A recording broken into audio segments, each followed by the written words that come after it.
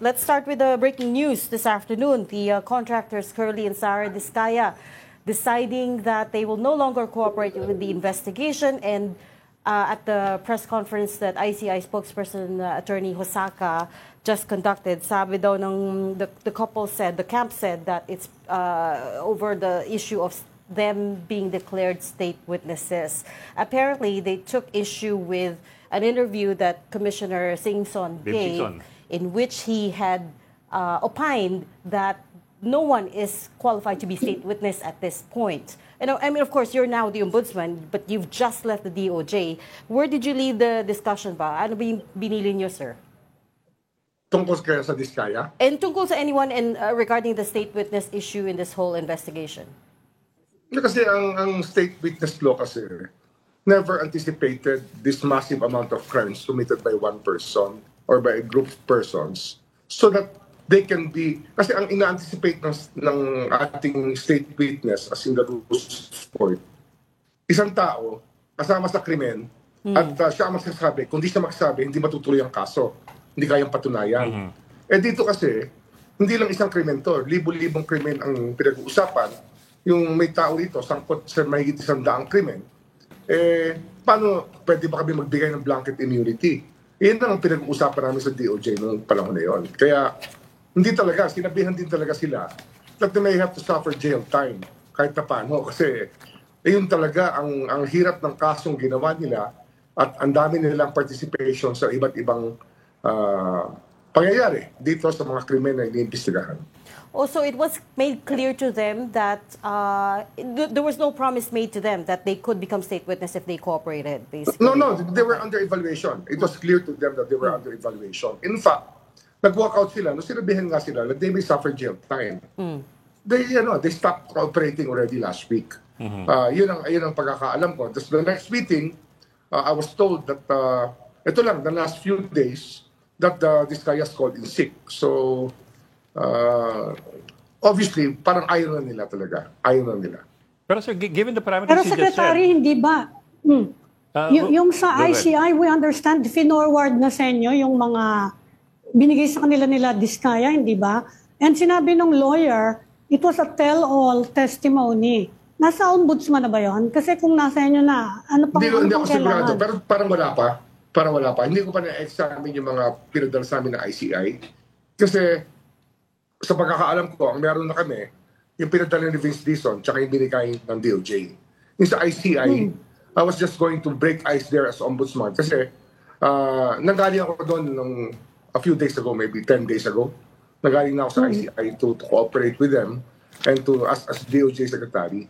And in fact, yung ibang staff na dumating sa kanila is through the help of the DOJ. And of course, we coursed it through the presidential management staff para mabigyan pa sila ng iba pang lawyers na tutulong sa kanila. Pero sir, saka yung sa DOJ, di ba? Dagdag lang yung we understand na ang isang sa mga condition sa kanila, if they were planning to turn state witness, yung restitution. Did they ever seriously consider it? Pumayag ba sila doon? Hindi kasi ako nakausap na nila. I will have to be debriefed again. I will call on the DOJ officials who interviewed them. Kasi I only talked to them initially. Kasi hindi ko naman kayang ako lahat, di ba? So I delegate the work to people who I trust. And I can find out. Pero talagang they were not in a tell-all mood.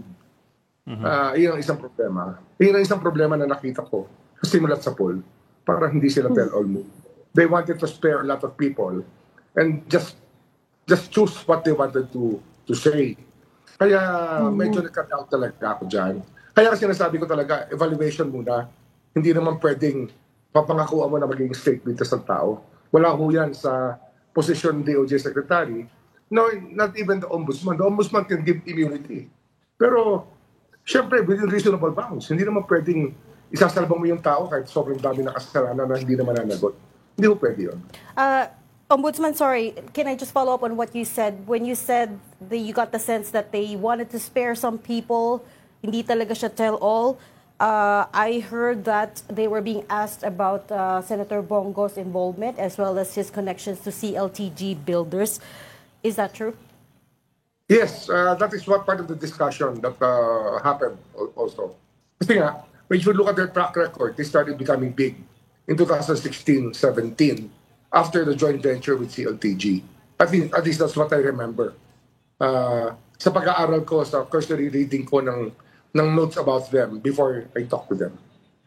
So given the parameters that you mentioned a while ago, at least the variables that you mentioned a while ago, you're not looking at one crime, possibly hundreds of crimes across the board all over the country. So mahirap magbigay ng blanket immunity.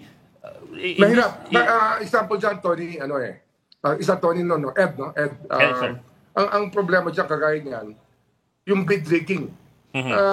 Di ba lumabas na talaga sa hearings ng Senate na wala na talagang bidding.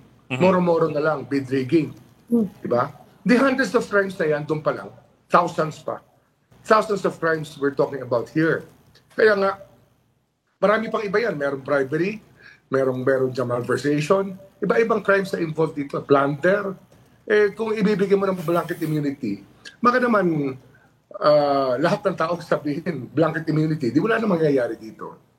Yes, sir. But given that nga, would anybody qualify at all for state witness, considering that you're It's looking possible. at hundreds? Basta necessary talaga yung testimony nila to be able to convict people for the crimes that we are charging. It's possible. Nothing is impossible here. But the people who were asking for it, parang imposible rin. It's very hard. It's very hard to make a judgment immediately. Kasi nga, massive nga, hindi pa nga, undiscovered pa nga yung ibang crimes eh. How can you give them blanket immunity when some of the crimes have not yet come to fore? Siyempre, hindi ko pa nakikita yung tax evasion angle. Marami pa akong tinitingnan dyan para bago ma-evaluate yan, dapat alam natin yung universe of crimes involved dito. So what do you suggest if you were to tell the disguise what they should or should not do, or what they or whether they should cooperate? What would you tell them? Meron niyang history sa Office of the Ombudsman. I don't know if people will agree with. Yung the biggest restitution ever received by government is by General Garcia in that crime where he pleaded guilty to the charge. He returned 300 million and then time served na lang, then he was released. Yun ang naalala ko na biggest restitution. Dito kasi yung restitution na sinasabi natin dito, billions to eh. We still have to look at the real cost to the people eh. Cost to the government and cost to the people of the Philippines. Kasi taxpayers' money went everywhere except the project, di ba? Or many of them substandard pa. Pero for the ghost itself, talagang zero talaga. Talagang falsification at malversation. Yun na malinaw na malinaw. So at this point, Ombudsman, pwede na naming sabihin, ruled out na sila as state witness. I understand yung korte mag-a-approve niya, no? Pero i-endorse niya eh. Pwede na namin sabihin, hindi sila pwede. We can say that unless they tell all and that it really makes everything clear, pwede yan. Kaya lang, hindi nga tell all mode eh. I think they're mahirap na magsalita. Pero iba sila kausap talaga. Iba silang kausap. What is your best sense, sir, of why they're, in your words, sparing some people? Is it out of fear? Is it out of political calculation? Ano yung element dito Maybe that's holding them back? out of political calculation. Wala pa silang nararamdaman fear. I don't see fear in their faces.